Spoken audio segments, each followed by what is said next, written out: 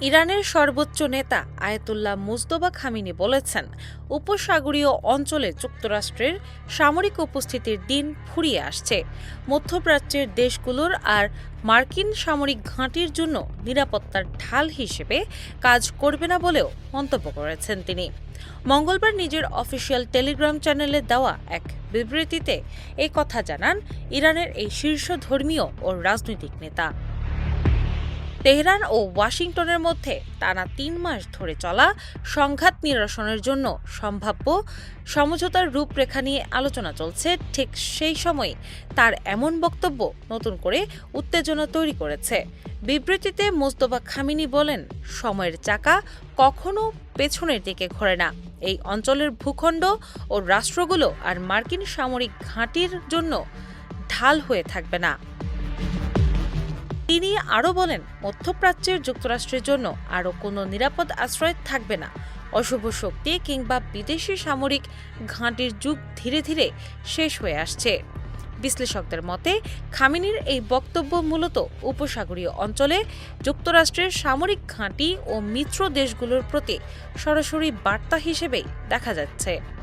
বিশেষ করে সাম্প্রতিক ইরান যুক্তরাষ্ট্র উত্তেজনার প্রেক্ষাপটে এমন মন্তব্যকে তাৎপর্যপূর্ণ বলে মনে করছেন তারা। গত মার্চ মাসে মার্কিন ও ইসরায়েলি যৌথ বিমান হামলায় ইরান সাবেক সর্বোচ্চ নেতা আয়াতুল্লাহ আলী খামেনি নিহত হওয়ার পর দেশটির নেতৃত্বে বড় পরিবর্তন আসে। এরপর সর্বোচ্চ নেতার দায়িত্ব গ্রহণ করেন তার ছেলে আয়াতুল্লাহ মুজতবা খামেনি। তবে দায়িত্ব গ্রহণের পর থেকে এখন পর্যন্ত জনসমক্ষে দেখা যায়নি তাকে। মূলত সামাজিক যোগাযোগ মাধ্যম ও লিখিত বিবৃতির মাধ্যমে নিজের অবস্থান তুলে ধরছেন তিনি।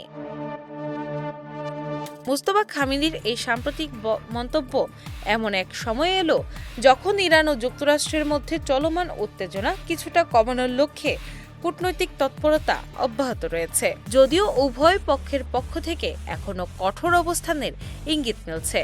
আন্তর্জাতিক বিশ্লেষকদের ধারণা, উপসাগরীয় অঞ্চলে মার্কিন সামরিক উপস্থিতি ও নিরাপত্তা কাঠামোকে চ্যালেঞ্জ করেই নতুন কৌশলগত বার্তা দিতে চাইছে তেহরান।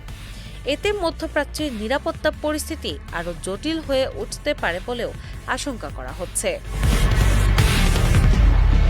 ডেস্ক রিপোর্ট, বাংলা বাজার পত্রিকা।